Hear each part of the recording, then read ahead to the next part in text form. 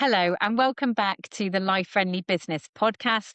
I'm Erin Thomas Wong, the Life Friendly Business Mentor, and I'm on a mission to help women realize that they are not failing at business. They're simply following a model that doesn't fit their real lives. I help female solopreneurs take a capacity first approach so they can grow their business without sacrificing the very life they're building it for. And in this season, I'm sharing a different way to think about your entire business. Before we jump into today's episode, I just wanted to share this lovely podcast review from Victoria. I am coming up to 100 podcast episodes. So I've been looking back at the reviews that I've had, and I thought it'd be so lovely to just read that out and share that with you. Victoria says, "This is friendly advice from someone who actually gets it.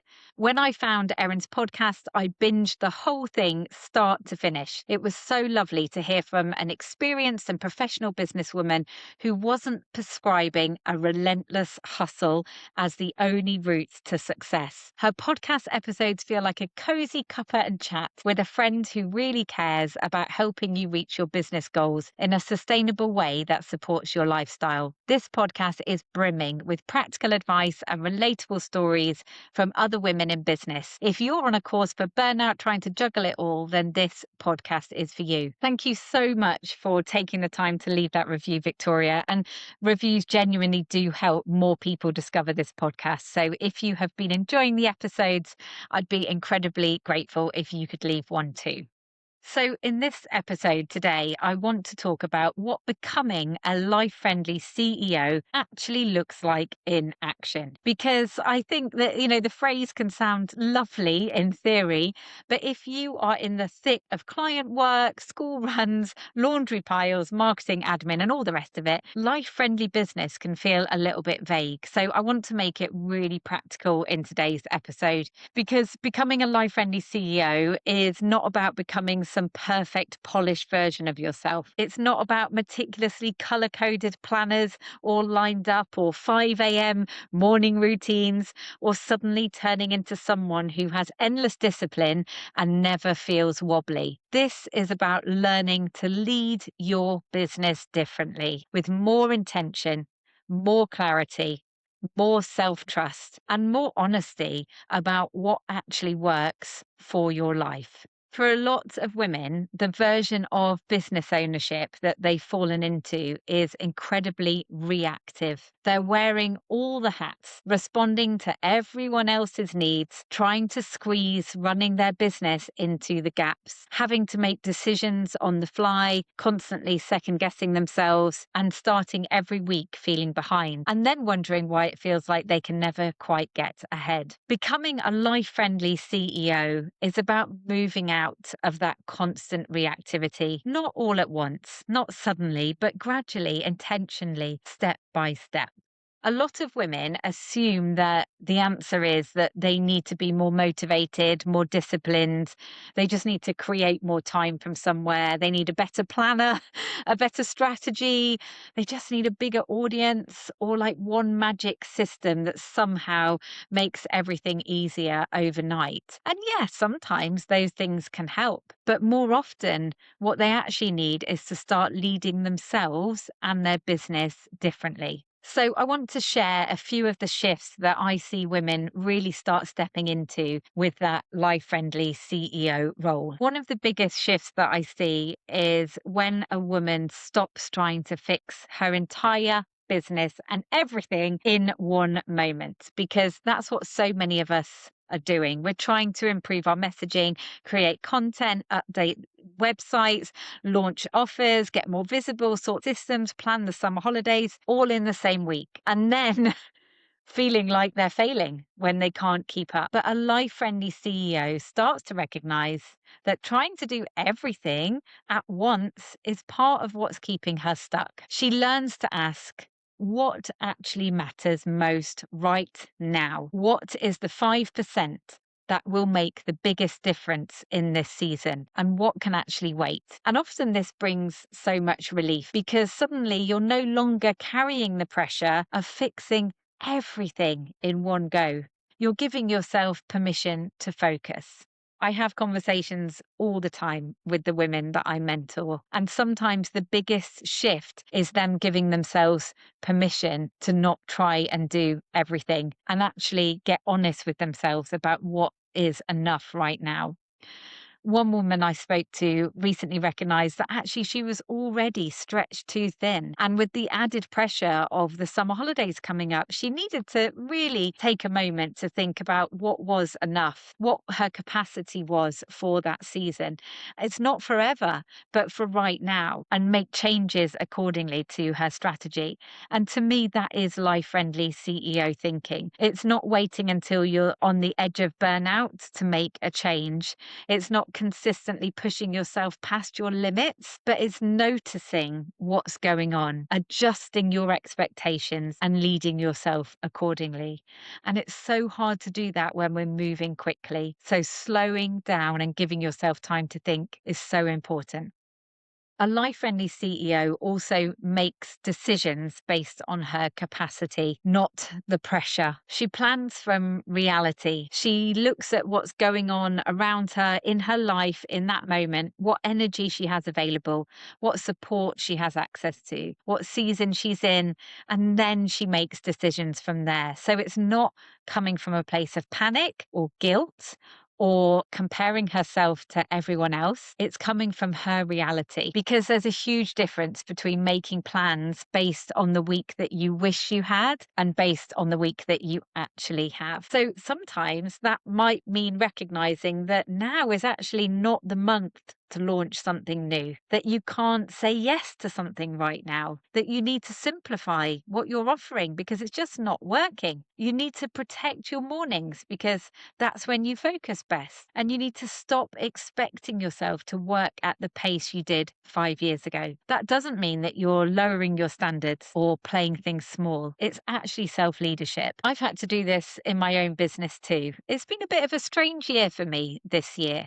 And I've also been going through perimenopause and recognizing that my focus is changing, my energy is changing, and I've had to adapt the way that I am working to suit that. And also recognizing that my family situation is changing with my kids getting older, my son finishing college. So I've learned to build buffers around myself when I know there's a lot going on around me. It's like I have to create a bubble for myself. And so much so that sometimes I feel like I've taken too much off my plate in order to try and protect myself. But I know that this is better than the alternative, which is feeling completely overwhelmed and not being able to do any of it properly. Instead, it feels like a bonus when I have more time and headspace than I expected. A life friendly CEO doesn't wait until she's in a complete spiral to stop and think. She creates that space regularly to review, reflect, plan, and make decisions before things hit a crisis point. Because when you are the only person in your business, it's incredibly easy to spend every day being reactive, serving your clients, answering messages, sorting admin, firefighting issues, doing the next task that's in front of you. And before you know it, another week has gone by and you've had absolutely no space to think about the bigger picture, no space to ask yourself what's actually working well here, what's not, what do I need to change, and what do I actually want the next season to look like. A life friendly CEO understands that CEO time is not a luxury. It's part of the job, even if you only have a small window. In fact, if you have limited time, that's even more reason to use some of it intentionally. For me, my weekly Monday morning CEO time routine has literally changed the way I show up for my entire business. A life friendly CEO is not just about throwing random content at the wall and hoping that something lands. She takes the time to get clear on what she stands for, what she wants to be known for, what her audience actually needs her for, how to guide people into her world so that she can build trust. And this is where visibility becomes so much more strategic and so much less draining. I love seeing this in the visibility reset program that I was running. The women came away with clear content pillars, a whole bank of evergreen content that they can keep using, and a much clearer plan and strategy for what they were going to post. One woman said that visibility now feels like a huge relief because she finally understands what it is she wants to say, what she wants to talk about, and also how to stop reinventing the wheel every single week. So that's not just a content win. It's also a CEO shift because she's no longer approaching visibility from a place of panic and pressure. She's approaching it with clarity. A life friendly CEO starts asking much better questions. Not how do I work harder, but how do I stop making the same decisions over and over again, wasting time? What could be simpler here? What can I batch create? What can I template? What can I automate? What do I keep overcomplicating? She starts building systems around the things that drain her mental energy. And that might look like having a content bank instead of creating new content from scratch every single week, templating client emails, simplifying her offers, batching admin tasks like invoicing,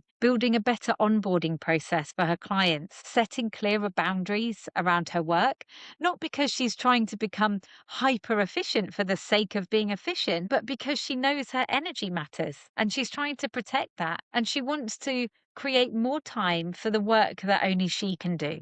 A life friendly CEO recognizes that she doesn't have to be the only brain in the room. She doesn't have to sit alone with every decision, every wobble, every idea, every fear, or every problem. She gets support, perspective, accountability, community. And I think some of the biggest CEO shifts happen in those conversations, being in the right room with the right support. I see this all the time in Cocoon Plus. A woman comes onto a call feeling all tangled up in her own thoughts. She's not sure what she should do next. She's feeling stretched and overwhelmed. And through one honest conversation, she leaves with a decision made, a simpler plan, a clearer next step, and a much calmer nervous system. Sometimes one conversation really can save you weeks of overthinking and inaction. And one of the most powerful things about those spaces is hearing other women talk openly about what they're navigating too, their own doubts and challenges, and the things that they're trying to simplify, the boundaries they're trying to hold and struggling with, the business decisions that they're trying to make. Because those peer to peer conversations create so many light bulb moments. That realization that it's not just you, or that feeling of that is exactly what I needed to hear today. And that is such a huge part of becoming a life friendly CEO too. Letting yourself be supported, letting yourself be in that room, and letting yourself stop carrying everything alone. And this is a really important one. A life friendly CEO doesn't just say she wants flexibility, calm family time, or a business that fits around real life. She's actually making those business decisions that reflect that. Because it's one thing to say, my family comes first, or I don't want to burn out, but it's another thing entirely to build a business that genuinely supports that. And it might mean not building a business model that relies on you being on all of the time. It might mean saying no to opportunities that look good on paper, but they don't actually fit your life. It might mean simplifying your offers. Maybe you're offering too many things, creating more spaciousness in your week, protecting school holidays, choosing a slower but more sustainable path. And I know that that can feel conflicting in an online world that's constantly telling you to do more, scale faster, launch bigger, and keep pushing. But to me, this is the heart of life friendly leadership. It's not just about saying that your life matters and you want your life to come first, but it's actually building your business accordingly. So when I'm talking about becoming a life friendly CEO, this is what I mean. It's not about perfection. It's not about having it all together. It's not about suddenly becoming this superhuman version of yourself. I'm talking about moving from being reactive to intentional, scattered to focused, overwhelmed to clearer. And that shift does not happen overnight. It happens through a small series of decisions, small acts of self leadership, and small moments where you choose to pause, simplify, ask for support, or do things differently. And over time, those shifts can change everything. So I'd love you to leave with a question to ponder. What would becoming a life-friendly CEO look like for you in this season? Not in some perfect fantasy version of your life,